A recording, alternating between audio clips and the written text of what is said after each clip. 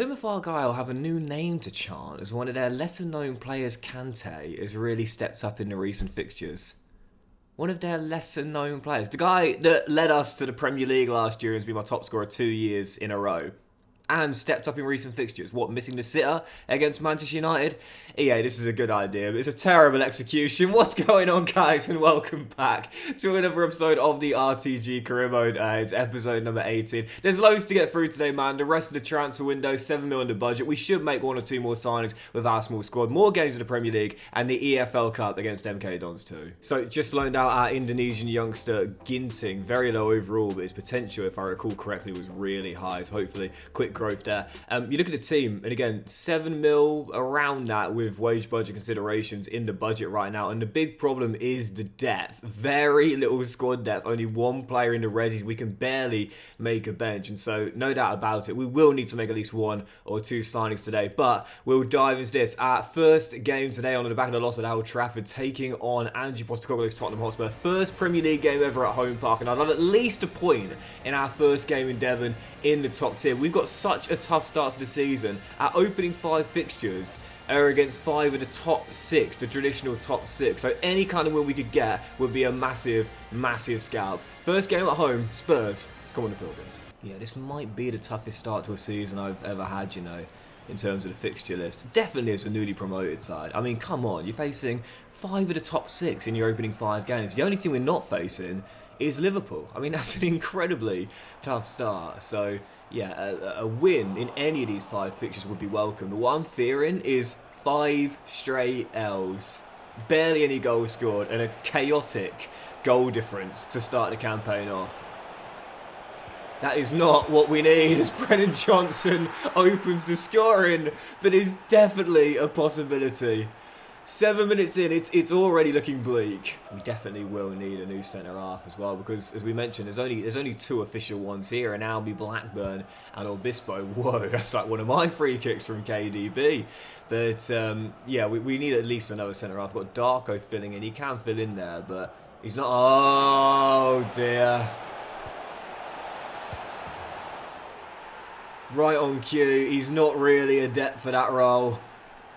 Okay, we need to tighten up. This could get embarrassing here. Remember, trying to deal with Brennan Johnson, who has just absolutely tore me apart in this first half. KDB across, Mikkelsen, Matoma, rolled in to Okafor for the third.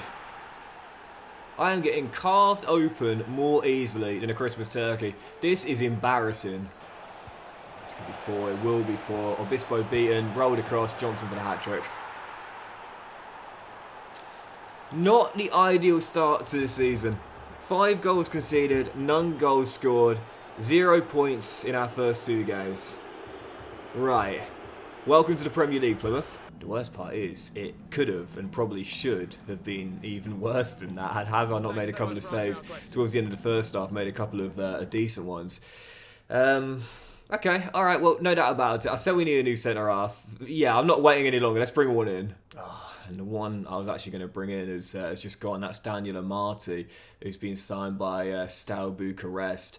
But there's a couple of others that have got some physicality and pace, which is handy for our high line, including Paolo Gozzi, but also this lad Daniel Anyembe, Kenyan centre-half. Again, that physicality is really important in our high line, to be able to catch up with that 81 to 87 sprint speed. Don't know anything about this guy, but yeah, Kenyan centre-half, let's bring him in. I'll be honest, I know absolutely nothing about this guy, so just had to Google him. He was born in Denmark, but represents Kenya on the international stage, just been released by Viborg, and now picked up by Plymouth Argyle. So coming in on a 4-year, 15 grand a week deal. Welcome to home park. Daniel Anyembe, again, 28 years old, 6'2", not going to get any worse for a while. The physicality will remain the same, and that is his best asset as well. This guy is quick, which is really handy in our high defensive line. He's got decent stamina too and solid strength, and the technicals aren't too bad either, with good ball control and decent enough passing when playing out from the back. I wouldn't say a hidden gem like Van den Berg, but I'm sure he'll do a shift. And we've just had a couple of bids for Ibrahim Kante from European clubs, but I said to the King, listen, those are giant sides, but you're not going to play there, man, whereas here, you'll start every week in the Premier League. So he signed an extension, 15 grand a week, and the King is going nowhere. Right, following game, Carabao Cup, EFL side, MK Dons away at Stadium MK. On the back of back-to-back losses, a cup set is on the cards. Let's make sure we avoid it. Come on, the Pilgrims. Can't lose this game, honestly. Cannot lose this game. Because that's when you know you've got real problems, man. That's when you know you've got real problems. And that's why I picked some strong players out of there for this one. I got Blackburn, Whittaker, Vandenberg, Hazard between the sticks.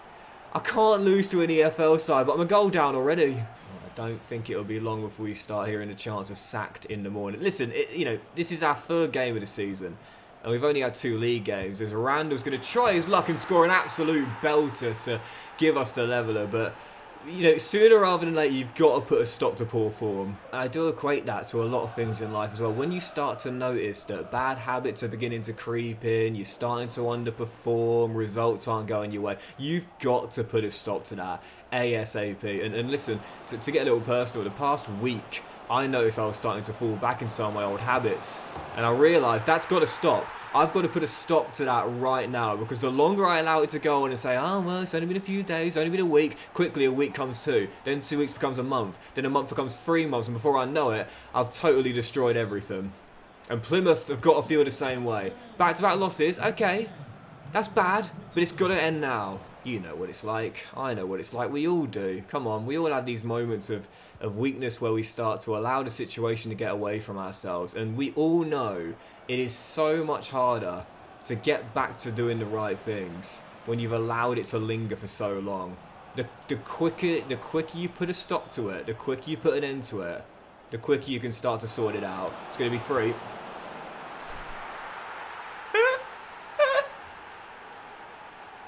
How did that just go in?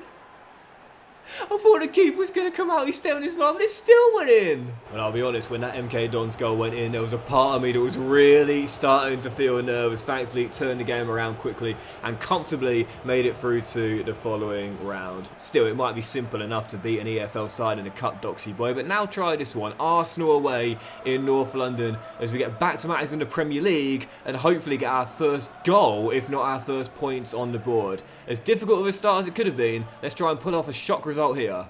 Come on, the Pilgrims. We're half an hour in. To be fair, I don't want to jinx it, but we're looking solid defensively. Nothing like the game against Spurs.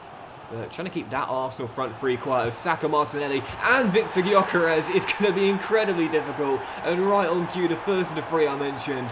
Starboy, Saka with an absolute beaut. Well, to be fair, we kept it tight all game long. The goal came from range from Saka. Arsenal weren't inside our area for the most part for the entire 90 minutes, but unfortunately, whilst there's positives of keeping the Gunners at bay, we still couldn't keep them out from scoring and couldn't get a goal ourselves. 3 straight games with no goals. No wins and no points. It's not looking good. So deadline day is here, 6 mil in the budget. All we can really do is pick up those freebies right now. And I'm going to pick one up here as our 4th choice centre-half. Reece Williams, Liverpool Academy grad. Obviously never really developed at all, but available on a free transfer. As a 4th choice centre-half with pace, with strength, with some okay technicals as well. Emergency cover, let's bring him in. Yep, can't see him playing much as our new 4th choice centre-half. But again, with a really small squad, we just need the bodies here. Reece Williams knows his role on a sporadic deal and he signs a 3-year contract with Plymouth Argyle. Welcome to Home Park, Reece Williams. So yeah, 25, 6'5", so I really like the height. And again, you look at the physicality here, that's really important in our high line. He's got pace, he's got strength, and technically as well, he can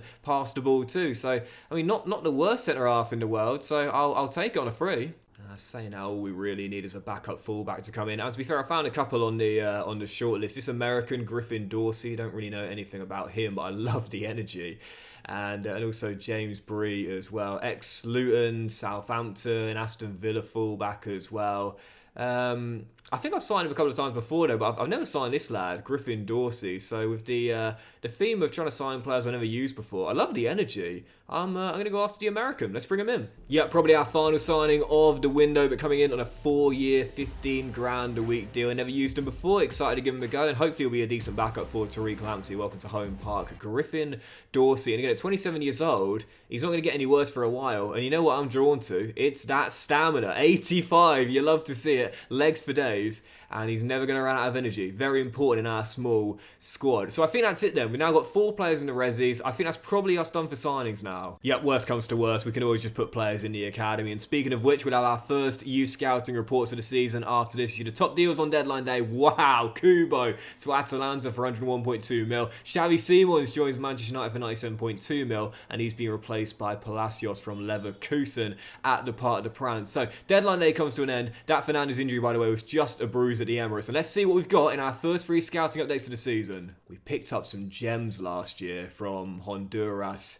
Indonesia in particular, but also those 3 English goalkeepers. And to be fair, from England this year already, in our first month, 4 really solid players, and this lad in particular, I might even just give him a scholarship straight away. He looks really good. I'm going to put him straight in. And from Suriname, Bram Peters could also be really good as well. I'll do one more month of scouting and see how he looks after that. And from Tonga as well, this lad, Isaac Kahale, already 59.79 overall, with what looks to be quite good potential as well. We'll do one more month of scouting and see how he looks after that, as I'm going to reject this Peter lad. Right, let's do one more game today. One more game on the back of the international break. It's been a disastrous start for the Pilgrims, and now we've got Manchester City. They thrashed Ipswich Town 6-0 on Sunday at Portman Road, and I've got to be honest, because you see a similar scoreline happening here at Home Park. Our final game, Guardiola's boys in Devon. Come on, the Pilgrims. I have to say, it's too early to be regretting our transfer decisions this year, but I do wonder if that big signing of Fernandes was the right call or not, because so far, again, as Hazard denies Haaland, it will drop to Lamptey, we'll get it clear. No goals, no assists. That's not just for him, but for Plymouth in general, but he's the creator. I need him to start showing he's worth that money. There's Vandenberg.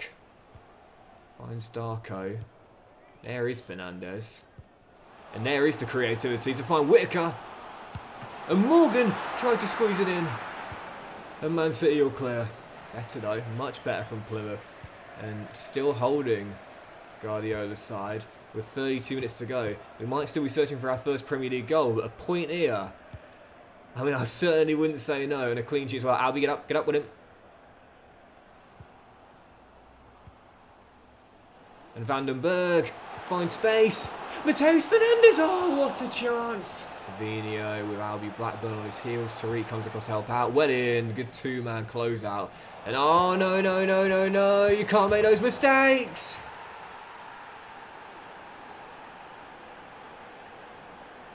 Absolute throwaway. Yep, just like the Arsenal game. Positives, but no points. Davey! Vandenberg denied! I can't believe it! In the Championship, we get away and still grind out results, but in the Premier League, you can't make the mistakes on the defensive end. You've got to be more clinical on the offensive end. Once again, positives, no points. And for the start of the season for Plymouth, how about this for a record? Played 4, 1-0, drawn 0, lost 4, scored 0 as well. We knew it was going to be tough. I didn't think it was going to be this tough. But that'll do it for today's episode, guys. Massive fan. You've watched it, enjoyed it. If you have done, please drop a like. Trust you'll have a fantastic day. I'll return the next one with the EFL Cup second round against West Bromwich Albion and more games of the Premier League where we desperately need our first goals and points on the board. Not before long. Very soon.